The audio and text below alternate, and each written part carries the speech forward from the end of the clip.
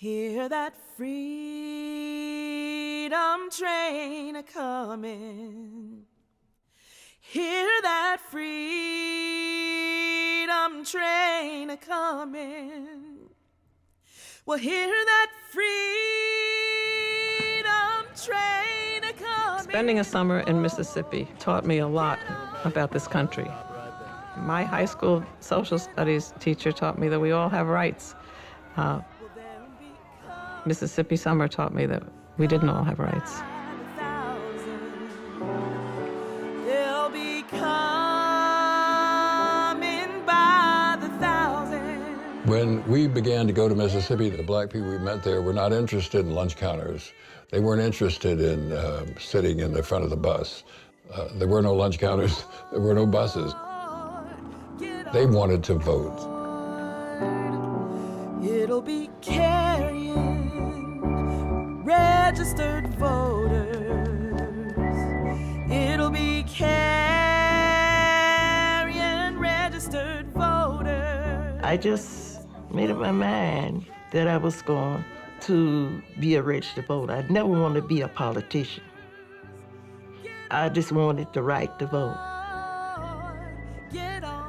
I don't want the nigger as I have known him and contacted him during my lifetime to control the making of the law that controls me, to control the government under which I live. I don't think people understand how violent Mississippi was. Terrorism led black people to the obvious conclusion. If they try and vote, they're messing with white folks' business, and they can get hurt or killed. We hope to send into Mississippi this summer upwards of 1,000 students from all around the country who will engage in what we're calling freedom schools, community center programs, voter registration activity, and in general, a program designed to open up Mississippi to the country. The burned-out station wagon in which the 3 civil rights workers were last seen has been processed by FBI laboratory investigators. I knew it was going to be bad.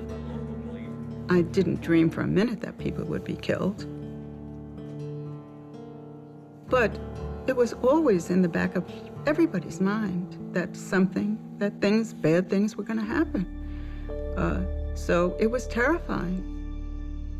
But if you cared about this country and you cared about democracy, then you had to go down. I'm going down to Mississippi.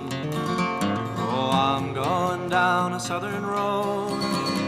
And if you never see me again, remember that I had to go.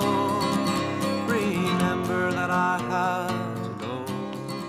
The Student Nonviolent Coordinating Committee, a militant group in the South with support from other major civil rights organizations, is readying a massive program called the Mississippi Summer Project, a campaign that may have no parallel since the days of Reconstruction.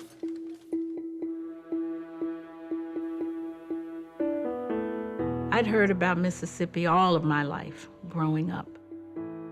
But nonetheless, the fact that the people in Mississippi couldn't vote was just a shock, even to me there in Memphis. I thought that it was very important to go to Mississippi and make a statement about the horrors that confronted black people there. This Ivy League campus is one of the staging bases for an invasion of Mississippi by college students.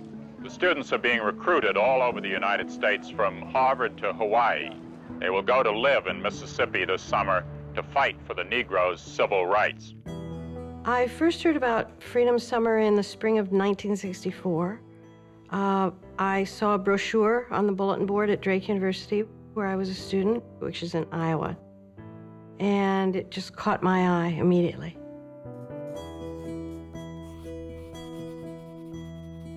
I had been making drawings for corporations and colleges, and My wife, June,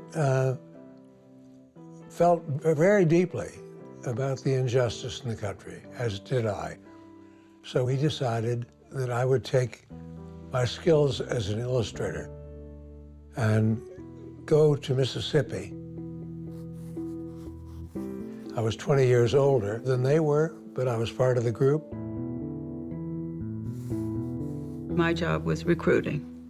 Students heard about the project, either through me or the campus newspaper. Then they contacted us for an interview and for an application. I'm a junior at Queens College majoring in anthropology. My schooling so far has been oriented toward history, and I have a good knowledge of current affairs. Finally, I have a good deal of experience with racial and religious prejudices in the North and South. Andrew Goodman. I have just returned from a spring project on a voter registration drive in Raleigh, North Carolina, where I was filled with an overwhelming desire to clean the rot out of America. All I can say is that it's very important to me that I play my role in civil rights for the U.S., and most of all, for myself. Linda Wetmore. We were looking for people who believed that this was important, who would be respectful to the Black community, who were not nutcases, who were not divas, and who were not people who were going down to show the world how great they were. This was a majority Black organization, with Black people telling white people what to do. Now, Phil, let's say you're in Mississippi, and Bob Moses, who's the director of the project, comes over to you and says, Phil, will you spend the next 4 weeks typing index cards? Or some other task that you might not care for very much. What would you react? How would you react to that?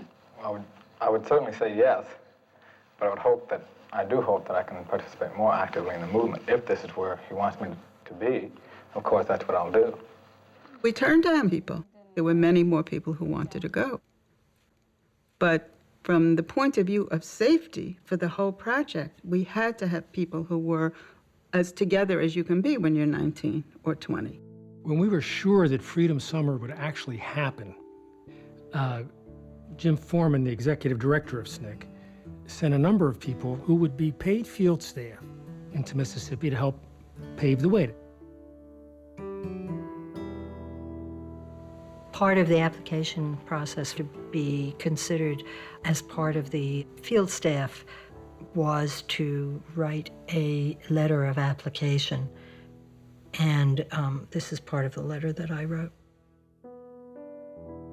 I wish to become an active participant rather than a passive onlooker.